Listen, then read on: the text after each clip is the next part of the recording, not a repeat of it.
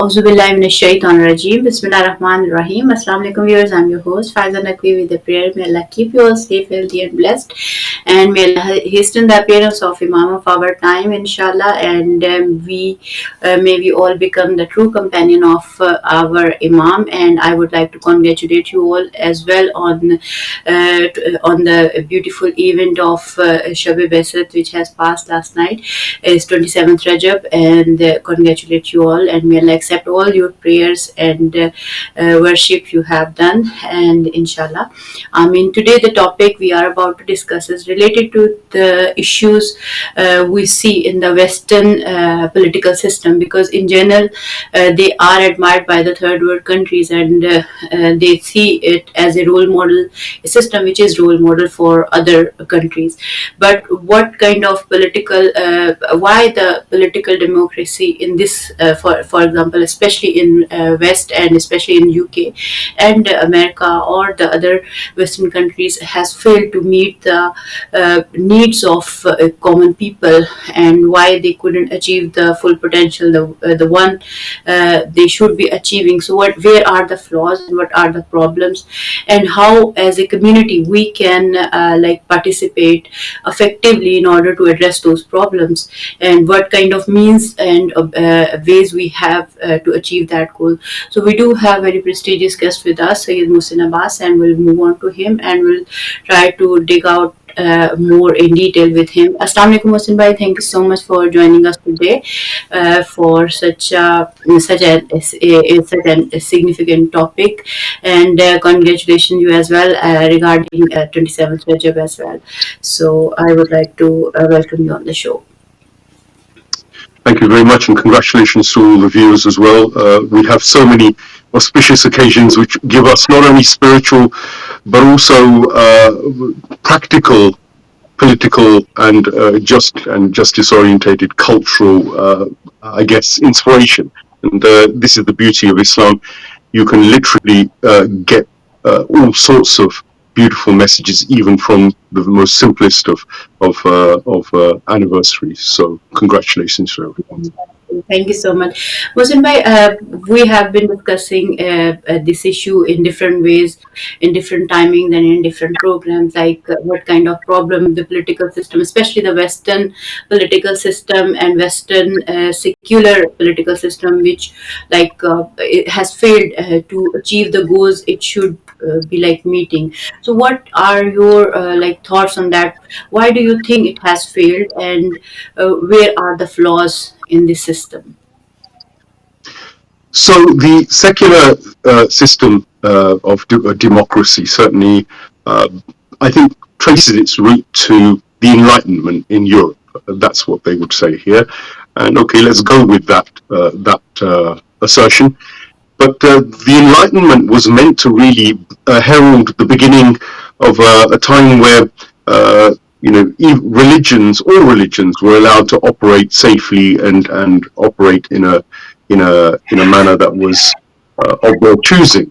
It was also meant to bring justice not only to the people in the West, but also to the world. I mean, there are many kind of aspirations which secularism seems to have had at its outset on paper, but in reality, what we've seen is the gradual deterioration of those those principles and those values, to a point where now you can honestly say they're virtually unrecognizable, and not only unrecognizable, day by day, with the coming of the internet and the information technology and the information explosion, the explosion of the knowledge economy, more and more people are beginning to see just why the whole idea of secular democracy and secularism as a whole is flawed and problematic. Number one, secularism wasn't a cult or religion initially, and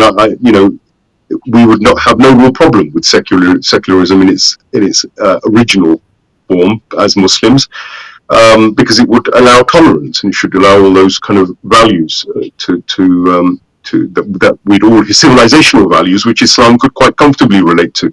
But the problem is, it has become a cult. It has become a religion in itself.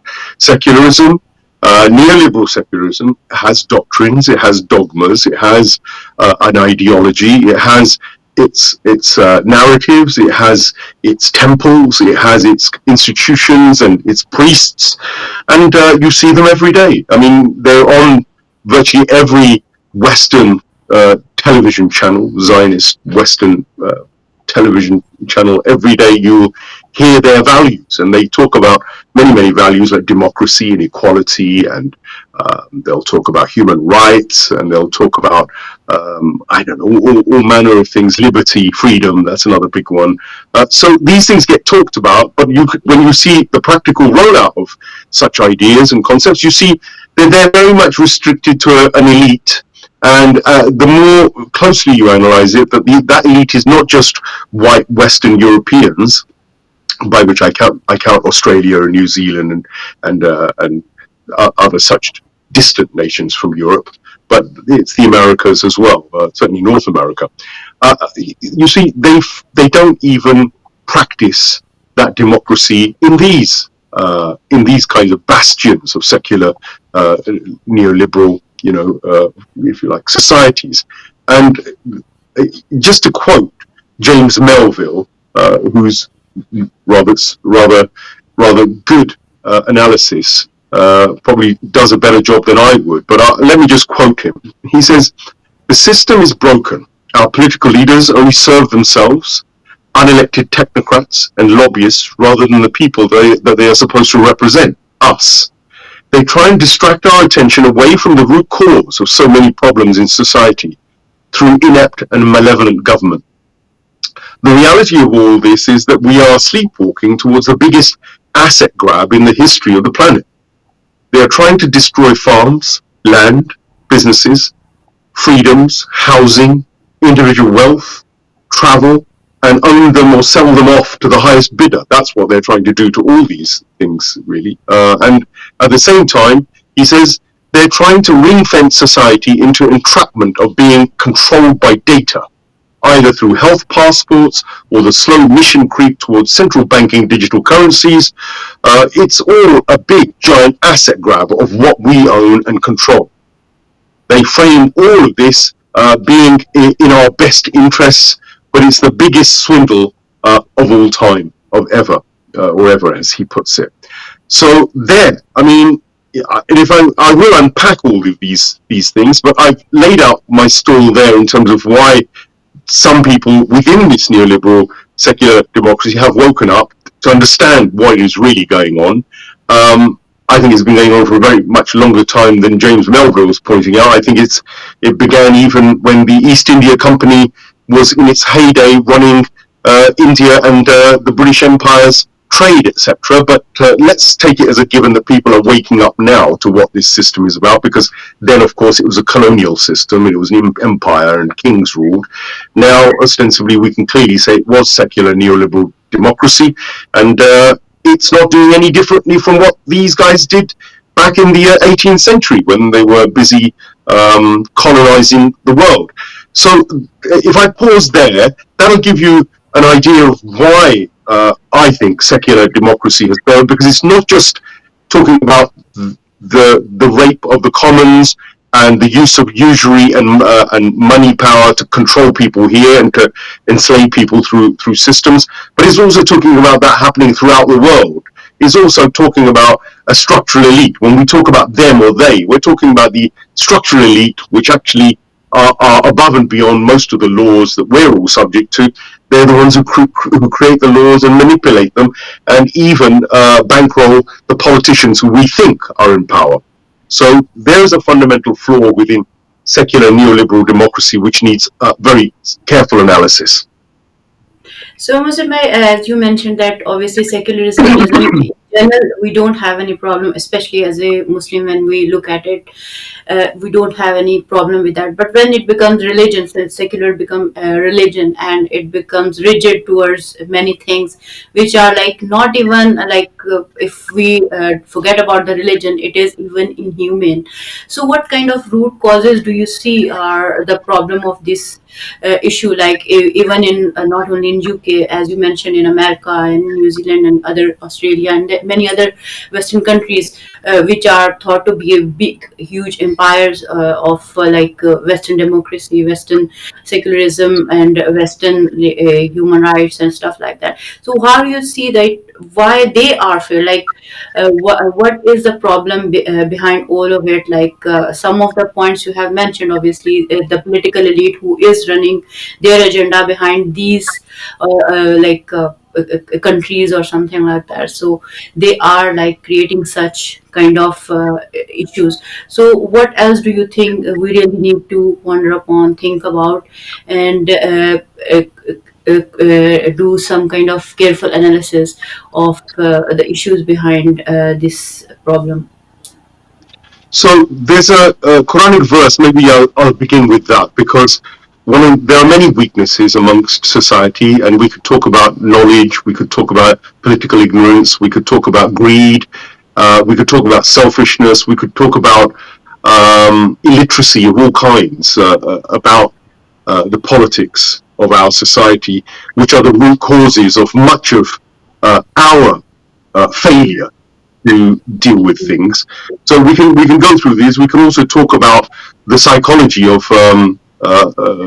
slavery. When people are enslaved, sometimes they don't even know that they're enslaved, and yet they are. But the psychology of slavery is such that a Stockholm syndrome is also fed to people, that they regard those who are in power almost as deserving of being in power, simply because that's where it's always been. You get a lot of people, for instance, most of the political system generally at the top, or any of the system in terms of its leadership here in Britain or in America, is run by people who come from the institutions of education, which are regarded as being the best, Oxford, Cambridge, those sort of universities, and say Yale and and Harvard, etc. They still dominate the positions of power. And again, the people who get in there come from a certain class, they come from a certain background, a certain elitist section of society, and they are raised from a very young age to feel like they are natural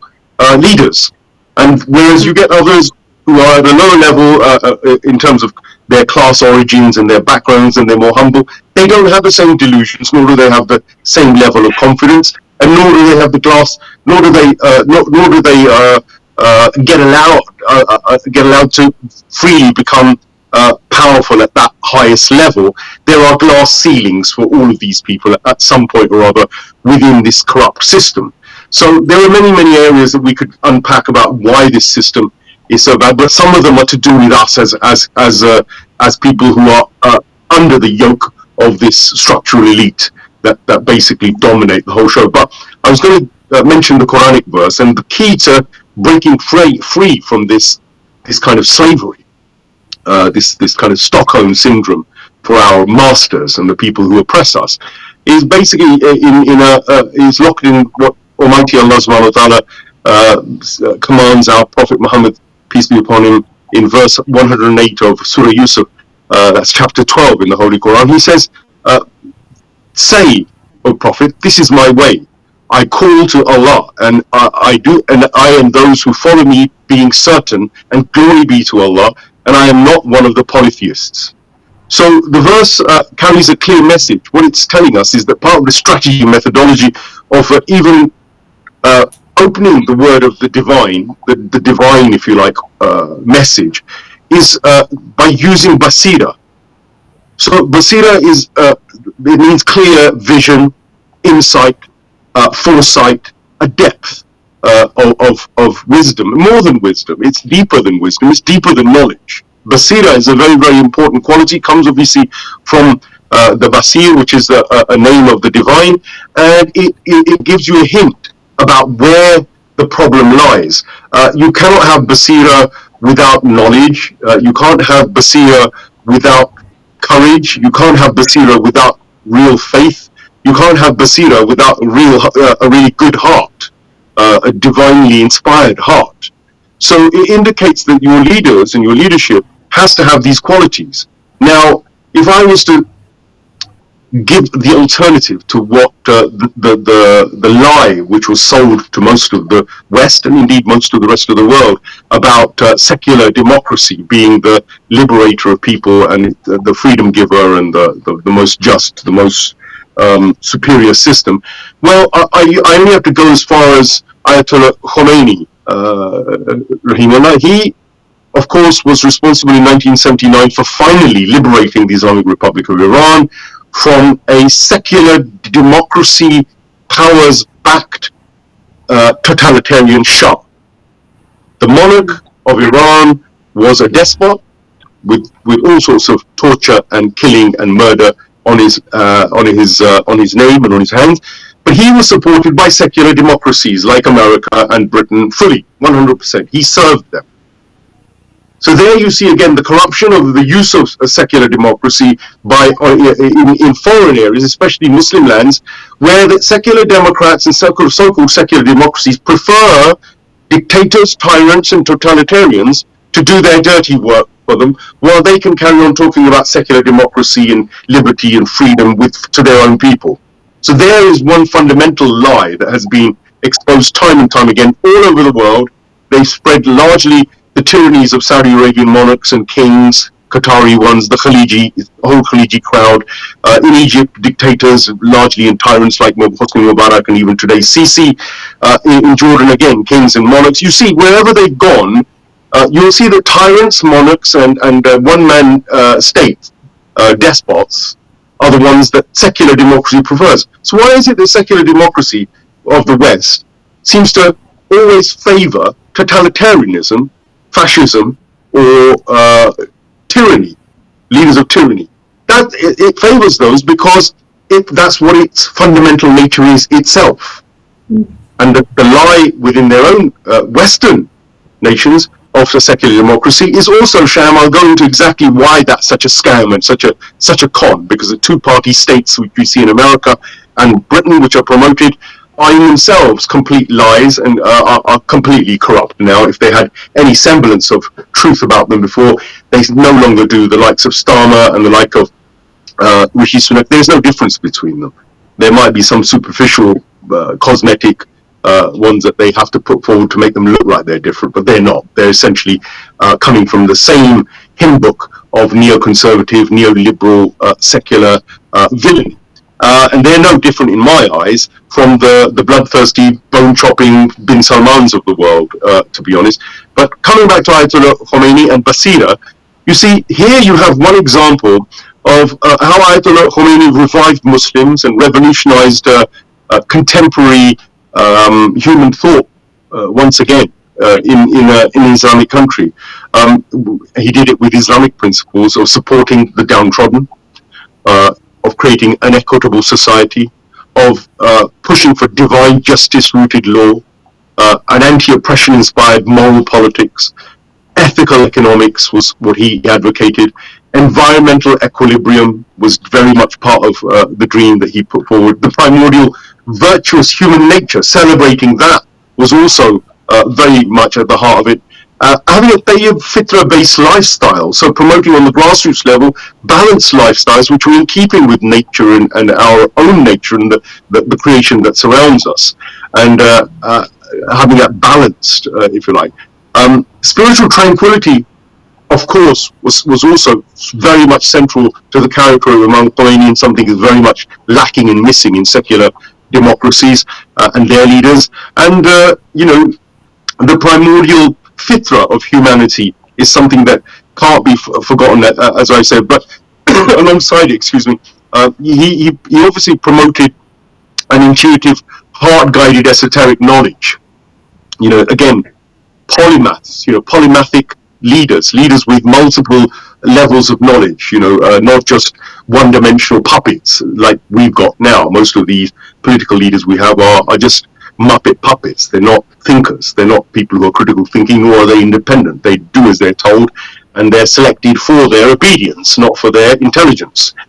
So you can see also that he promoted religious brotherhood. So unlike secular democracy, which promised religious freedom, Ayatollah Khomeini and Islamic Revolution and the Islamic Republic of Iran has stuck to that idea of giving religious freedom, to Jews, Christians, others, and treating them as our brothers in faith, and of course non-believers as well, treated as brothers in humanity, as Imam Ali alayhi salam, of course, ordered us to do. The dignity of women, the not the marketing and the commodification of women, but the dignity of women was very strong on their agenda, and they carried that through as well. And of course, Muslim unity also meaning global unity, because Ummah to him doesn't mean just Muslims. Of course, primarily, first and foremost, the Muslims' lands and the Muslim people have a greater commonality with each other, but also a unity ultimately with the wider world, and not going around acting as an imperialist tyranny. These were all very high on his agenda, and I think if you look at it, the Islamic Republic of Iran over 40 years, in spite of being sanctioned by secular democracies, in spite of being terrorized by secular democracies, in spite of being targeted and killed and assassinated and having an entire war launched against them, nonetheless, that society has thrived and it's prosperous, and it's survived with the will of God. But at the heart of it is a Basira-led leadership. Rather, a Basira So, leadership. so what I could understood, I can understand from your perspective is like these Western politicians, you can say, or the Western countries are like using our Muslim, for example, so-called Muslim countries like Qatar, Saudi Arabia. You can say, you can name any country. You can say, especially the one with the where the kingdoms are like being like headed by Shah bin Salman, like people, and they are like people. Common people have no say in the politics, in the procedure, in the laws, and the kind of policy making and stuff like that. They don't have any say in general. If we look at these countries, even if we include the Pakistan as well, so they don't have any say in these systems, and the people, general people, do see these systems, especially the Western systems. For, let's say, if I talk about the Pakistan, for instance, the people would see, oh my God, the system in Britain is such a wonderful system. They have such an economic system, and they have this health and social care system. They have this kind of like democracy and laws and procedures. So everything is perfect over there. So they look at it in as a kind of a role model. Whereas when you did touch upon some kind of revolution of Islam in 1979, which the Imam Khomeini has brought, so that leadership and that ideology and that revolution has challenged these kind of Western ideologies and Western secularism or Western whatever agendas they have and stuff like that. So, so how do you see, like, in today's day and age, especially the people who live in West, especially like us, or in America or Europe and stuff like that. So how they can challenge, and what kind of way out they have in order to address the problems the system have, and in order to have their own voice, and in order to rectify the problems they have in the system, and move forward in a progressive way, in a positive way, in a productive way. Especially, it is not just creating problem for Muslim only, it is problem for humanity at large as well. So what are your thoughts on that, like how as a community around the globe, wherever in West people are living, they can challenge these kind of models which are not good for humanity at large, and they are not good for even Muslim, you can say. So that's a really important point, and I will go into some of the solutions to this. I think, first of all, resistance is a word that we need to get familiar with. Withdrawing consent, this is another power that we need to recognize that we have as citizens in these secular democracies. We have rights according to the law, so understanding the laws and then being able to operate according to those laws is important. I think the qualities of courage and patience are very, very important in the way we deal with these things. So the first things I'm talking about are an attitude thing. They're about character. They're about strengthening our own, willingness to be able to stand up to oppression. And before you can stand up to oppression, you have to first of all recognize that oppression comes in different ways and forms. The kind of oppression where people beat you with sticks, torture you, pull your fingernails out, chop you up, or whatever it is, the torture, the killing. They go on in Israeli, for instance, detention centers. And again, Israel is a secular democracy. They say they're a secular democracy. But if you look at the kangaroo courts, if you look at the apartheid they're going on there, if you look at the genocide they're committing at the moment, if you look at their policies of second-class citizenship for Palestinians in Israel, that's another secular democracy supported by these secular democracies, the Anglo-Zionist, imperialist secular democracies in the West. So you can see again, yet another expose of the corruption. Now, resisting that becomes not only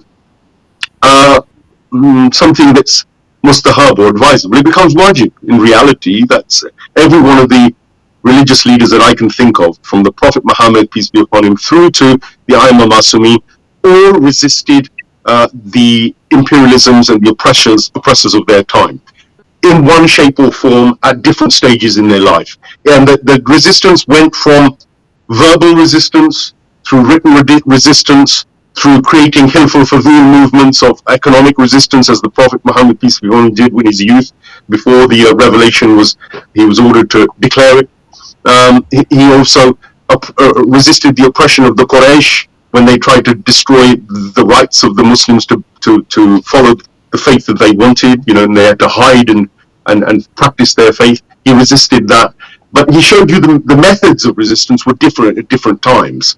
And we need to study those more carefully. From what I can see, Imam Hussein Islam has the ultimate and most easy resistance to understand. It's like the resistance of pure good people who are willing to sacrifice everything. And the resistance of the martyr today, of course, is exemplified all across West Asia. You can see them giving their lives against oppressors, against tyranny, against secular democracy and Anglo-Zionist imperialist generated, orchestrated and funded tyranny every day. Every day we've got dozens of martyrs, from Palestine through to Iran, through to the Syrians, the Iraqis. The whole resistance is constantly in a state of giving lives and blood. Now, the resistance that Imam Khamenei talks about is another one.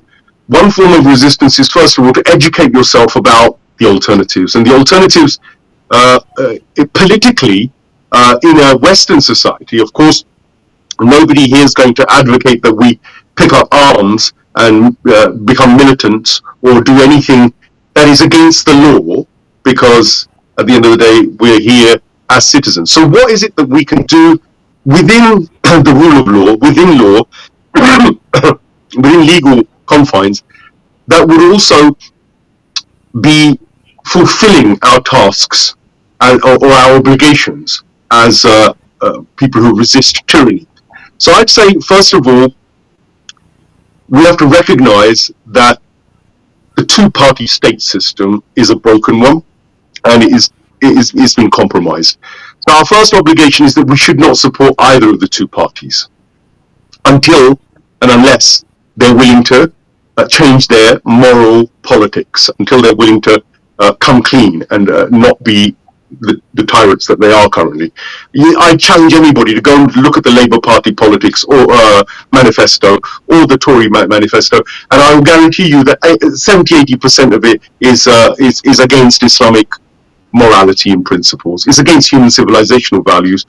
Some of it is dressed up in flowery language, but then what they roll out is completely in keeping with the Agenda 2030. It's in keeping with depopulation. It's in keeping with promoting the destruction of family. It's in keeping with destroying moral values. It's in keeping with promoting hypersexualization. It's in keeping with pedophilia. It's in keeping with promotion of subtle background pedophilia. It's also promoting economic corruption. It promotes the continuation of the status quo and the power of the rich. It promotes the rich getting richer and the poor getting poorer. It promotes foreign wars. It promotes the destruction and the killing of the already oppressed. And it has nothing to do with morality at all, therefore. And anybody, I'm willing to debate anybody on this in open debate anywhere, to say, well, secular democracy, actually, what it presents itself and what it is are two different things. And if you must look at the evidence of what they do, not what they say, in order to understand the reality that I'm talking about. You go and look at their words and look at their actions. Sorry to cut you, but one way of morality and ethics you are like mentioning. But when we talk to our people or the people around us in general, I'm saying from the perspective of a common people, they think like the people within the UK, for example, or the politics or the kind of environment they have is very much moral. They do have this right and that right and stuff like that. So morality and ethics, do you think we really need to reconsider it as a community, and we really need to think about it carefully, because we don't think about it and we take things as we see, or we like they come to us and all that. And secondly, people used to say like, if you don't like something, for example, why do you have to resist?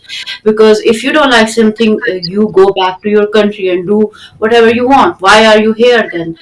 They are giving you, for example, education, health, this and that, and giving you the job opportunities and stuff like that. So they have given you everything. If you don't like anything, or you have any problem, you should go back to your country. You are being thankful, for example, or ungrateful to them.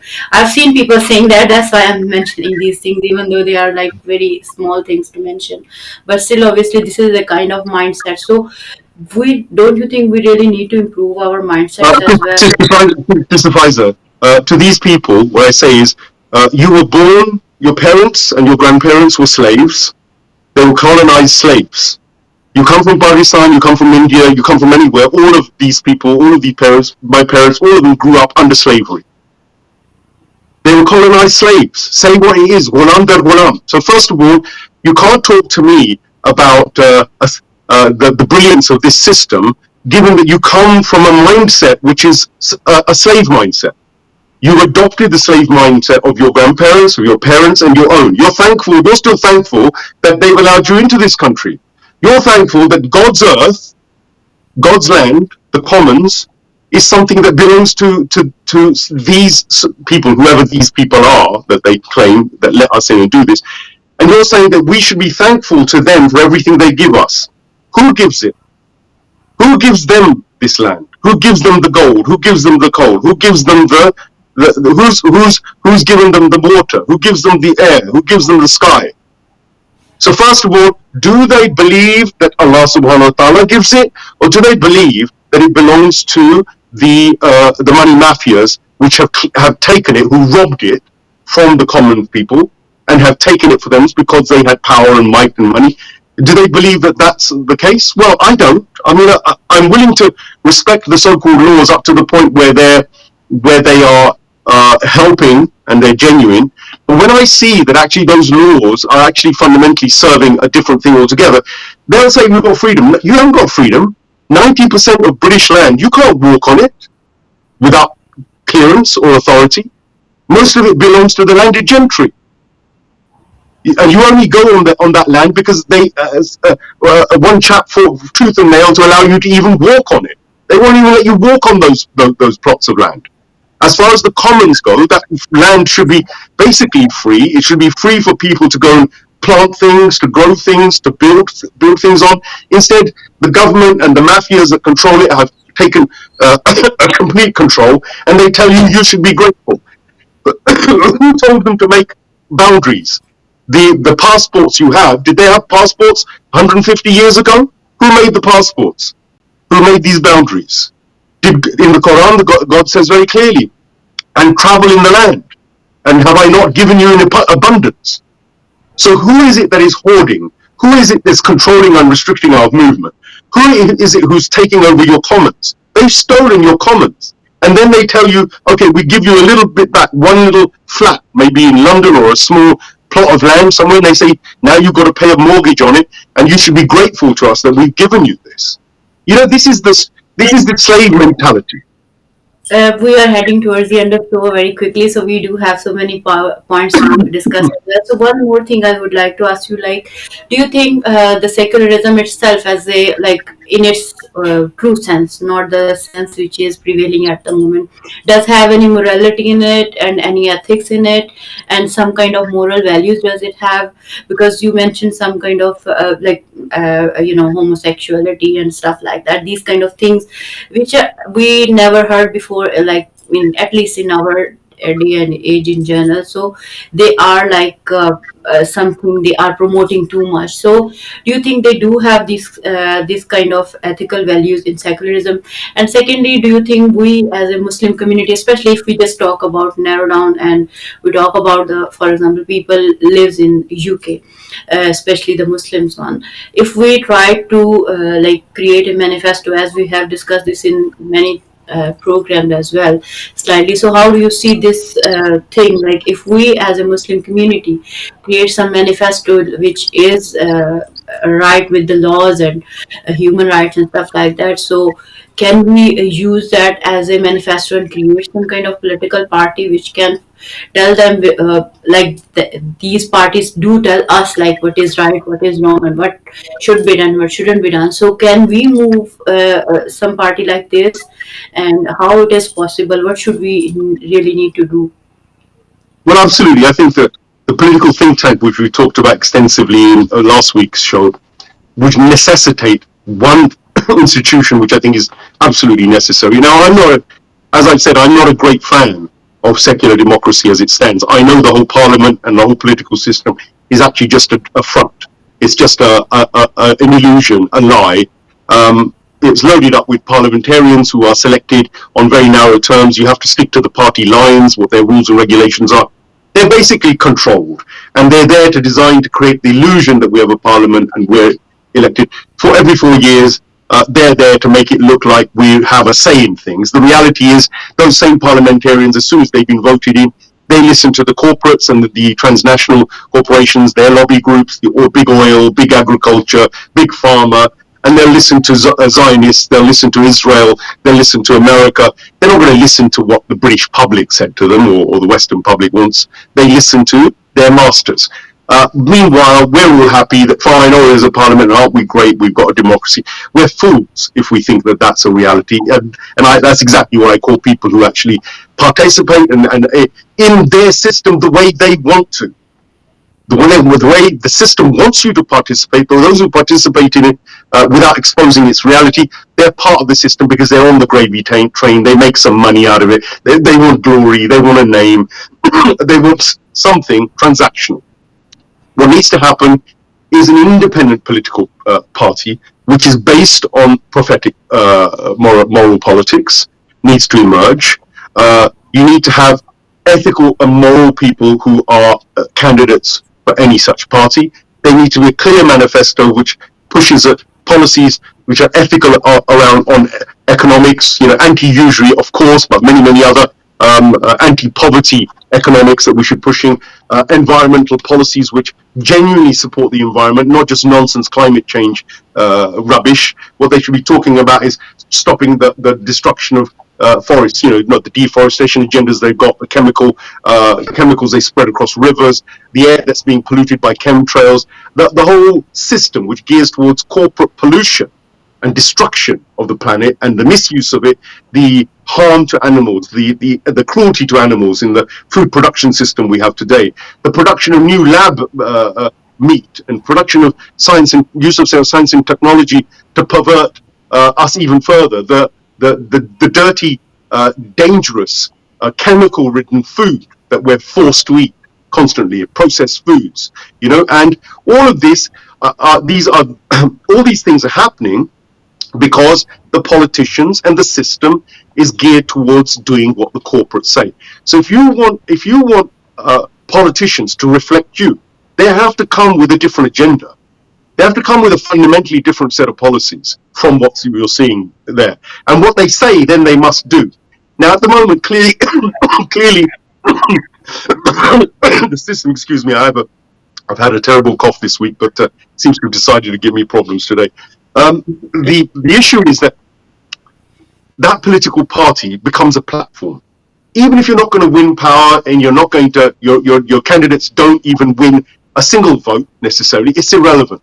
What you've done is you've put some ideas, a narrative, a platform, a place where people can focus and they can gather, a place where they can debate freely, a place where they can gain knowledge and information and start building a movement for change. So I'd say, first of all, a political platform is necessary, and do it before they do it, because they will also create a Muslim political party. Eventually, they'll do it. They'll have one which is controlled opposition. It will also look and smell and sound like us, but it'll actually do the work they want, because that's what they do. When they see a dangerous idea come through, what they do is they copy it, they create it, and then they put lots of finance into it, and everybody runs after that one because it's shiny and it's got lots of YouTube hits and more people which are looking smarter and more handsome than maybe the ones we have.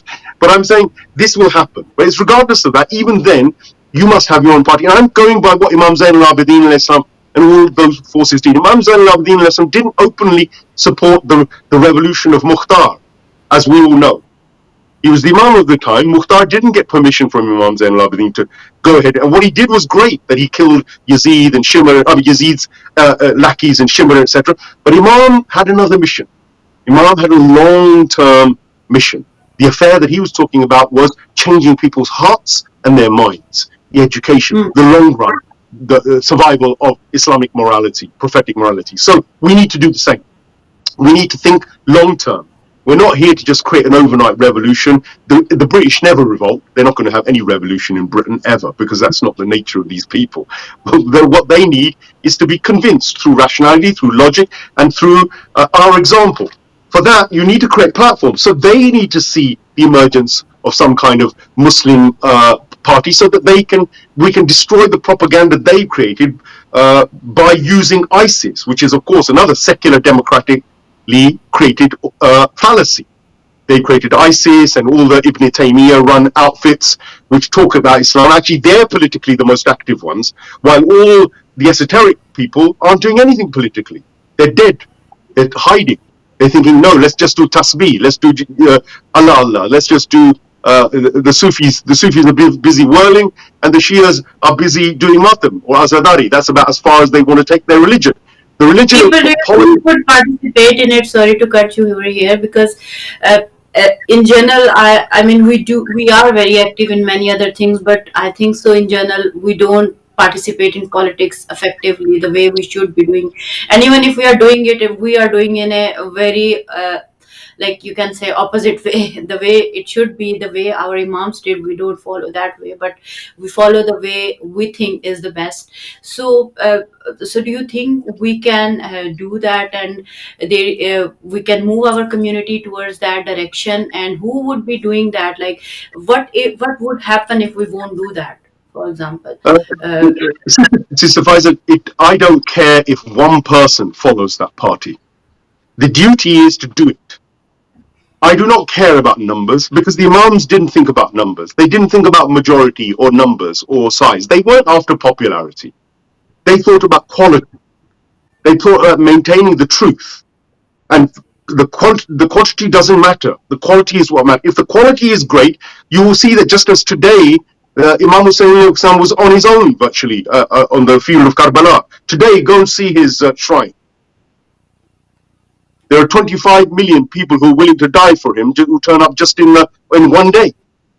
So I'm saying that the movement of haqq and truth works towards the coming of Imam Mahdi Akhir Zaman, and our duty is to him. So it doesn't matter. Don't look at the results. Let's not be that transactional result-based movement. What I'm saying is we need to create the platforms and the institutions. So I talked about the political party, which will automatically be what it is. It will create an energy and a vibration and a sort of reaction amongst the enemy, which will put them on the back foot. We go front foot. Let them do the chasing. Why are we chasing them? We don't need to. For instance, from that one political party, of course, all these things could happen independently, but You can also have you can have ideas that come from within that party. So a rallying point where, for instance, all the digital creators, all the thinkers, all the artists, all the people who have a burning desire to say something truthful, as people do over Gaza, and all that they do now is what? They turn up for a march. They protest. That's all they can do in this democracy. Well, if you had a political party, you can engage more deeply. You can go at it from a social justice angle, a political justice angle, a creative cultural justice angle. You can get the creatives to sit with the politicians and formulate narratives and strategies online. You can start using creativity to have different discussions. So people freak out about music, but the reality of the matter is this society operates on music as a major form. So we have nasheed and noha, and we have various arts forms, poetry, and others that can engage with these people in an English language. So why don't we do that? People like Loki, for instance, showed that you can engage very powerfully. They got so scared of him, they had to ban him for a while and suppressed a lot of his music. But the point is, if you had thousands of people doing that, producing narratives through music, through art, through culture, which told political truths, that would also rally around the political party, and it would serve to enhance our narratives. You could have university circuits. So all these universities with young people with fresh minds. Where are our political speakers? Where are our moral political thinkers on that circuit? Are they delivering lectures about talking about our take on feminism, talking about our take on, well, if they're there, it's usually Salafists and Takfiris. Again, people who are Ibn Taymiyyah types who've got a very, very dry delivery of that. They have no metaphysics, no esoterics, no subtlety, no cultural excellence to lean back on. It's just dry, hateful politics. It's antagonistic politics. It's kind of gladiatorial politics. Islam isn't always about gladiatorial politics. It's about love. It's about compassion. It's about kindness. It's about creativity. It's about beauty. So where's our beautiful representation of our political stance? And that can be on LGBT. I've got no issue with discussing LGBT, and I wouldn't have everybody stoned to death because I'm living here in this country, and I wouldn't even do it if I was in a Muslim country. But what I would do is I would talk to people from these walks of life who've got a particular view and opinion and whatever, with logic, with evidence, with rationality, and with love, with a way of trying to persuade them to come to the path of the divine. And it would be through this political narrative that we could talk about hypersexualization. And why is there even a need for bringing gender politics or sexual politics onto the front line? Who's doing this? Why do we need to do this? Fine, give people their rights, and in the privacy of their homes, do what you want. It's between you and Allah subhanahu wa ta'ala. The Prophet Muhammad, peace be upon him, never went on a purge or a persecution of people for their own individual habits. But the public space, when it was public space, he had to deal with it, and he had certain moral criteria, ones which would protect the children and protect the vulnerable and also protect the people who are doing it. The idea was to keep a peace. So these are strategies I'm talking about politically. We have to be more nuanced about the way we go ahead and deal with these things. They have all-party parliamentary groups. It's our duty to also support the resistance around the world, which is good. That doesn't just mean the Islamic Republic, it means Venezuela. It means all the oppressed people around the world. That we should be taking up a stance to help them all, whether they're in Kashmir, whether they're in Venezuela, whether it's Bolivia, whoever is oppressed by whoever. We should be on the side of the oppressed, and that's a platform that we can occupy for sure. I'd say the political disunity and the sectarianism and all the strategies that the secular democratic institutions have got to try and divide and rule Muslims, they could also be countered. So from a platform like this, you could express unity. Doesn't matter if he's a Sunni or a Shia or whatever, they can all come in and participate, as long as they don't have hate politics, and as long as they're not sectarian, as long as they're not being abusive and deriding others. This could be a platform for bringing together the Muslims from all walks of life in this country, first of all, and even engage and accept others of non-Muslim background as well into the fold if they want to join us, if they agree with our manifesto, if they agree with the trajectory of what we're saying, just as any party would allow them. So I'd say there's the university circuit, there's the creative cultural circuit, which is all across the internet. There's the the media circuit, which needs to be injected with even more energy and improvement. There's the political networks, the political institutions, the social justice movements. We need to unite with other justice movements. So a political platform such as this would be one more way of doing that. So, so the Green Movement, which has good ideas around saving the environment, we would make alliance with them on those issues. We would work with them. So, for instance, somebody who's passionate about, I don't know, issues about farming and methods of more natural farming and not exploiting the earth, we'd be with them. We'd be with all the movements which allow for a better, more wholesome, more holistic, more balanced, more fitri lifestyle. We would support that. But if you don't have a political platform which can represent your views, then what happens is others represent you.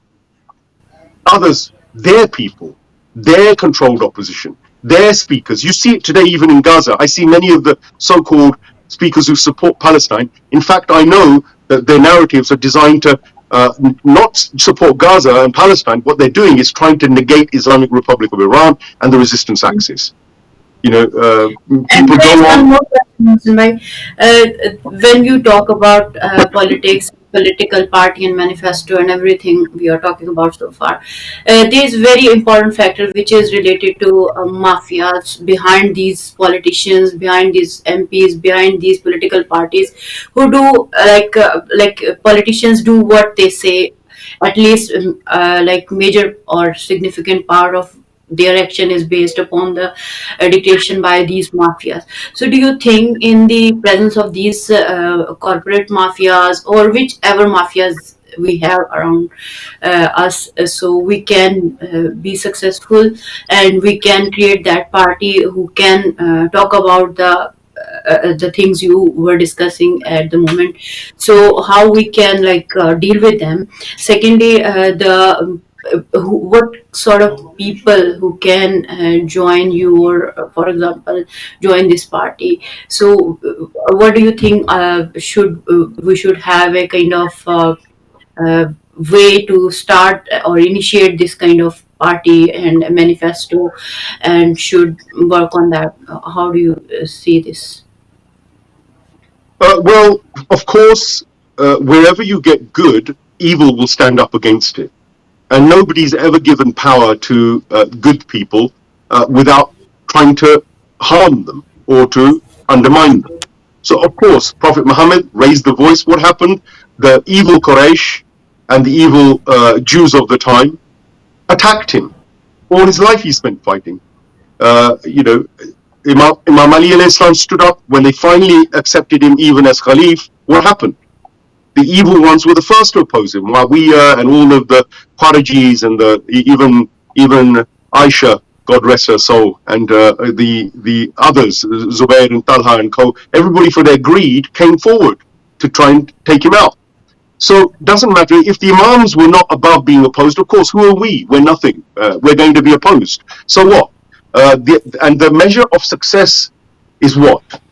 Success, definition of success, is not that we become the most powerful political party. It's not that we become the rulers of Britain.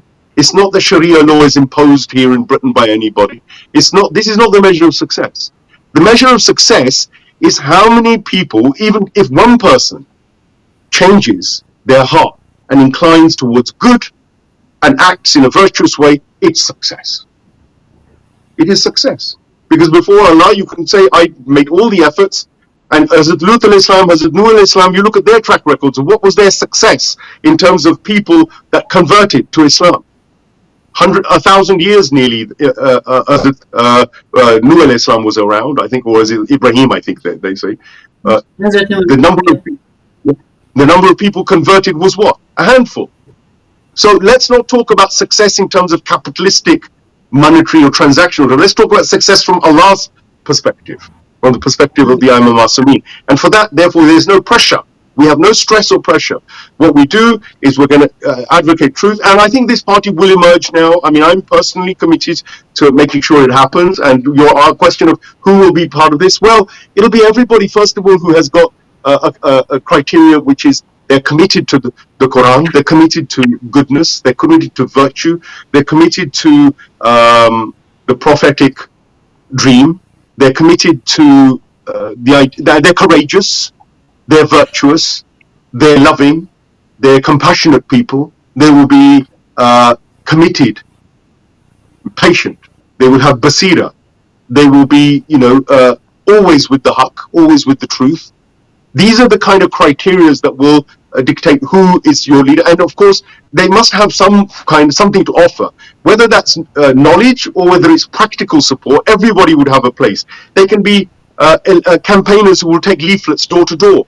They will be just as great a set of, if you like, contributors to the party as somebody who is in a think tank sitting there working out the policy. There would be no difference in terms of the ajr that they would receive from Allah subhanahu wa ta'ala. So there's a job for everyone within this. Everybody can play a role. The Imam Bargas should be at the heart of this. Yeah, Imam Masumin created an organization system of their own.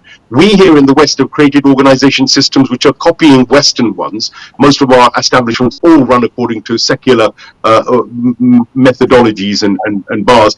In reality, spinning off those Imam Bargas should be, for instance, in the 10 days of Muharram, why is it that people don't think that with all those people whose attention is on Islam and they're ready to give and they're ready to surrender and they have a conscience, why is it that projects aren't launched in those 10 days by each Imam Barga? You could launch a social justice project for the homeless or for the handicapped. You could say that our Imam Barga will commit to this campaign.